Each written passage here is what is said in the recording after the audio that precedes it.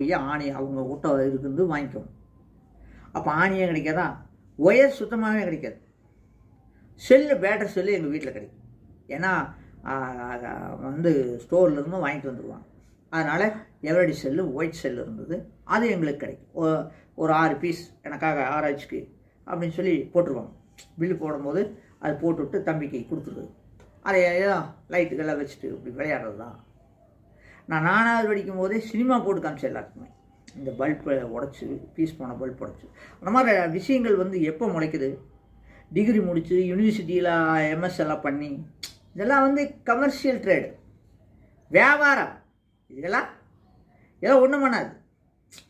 அவங்க அங்கெல்லாம் இந்த கணக்கை எல்லாருமே தான் போடுறோம். இந்த கணக்கை பல கோடி பேரும் போடுறோம். ஆனால் இப்போது ஒரு செகண்டில் போட பாருங்க.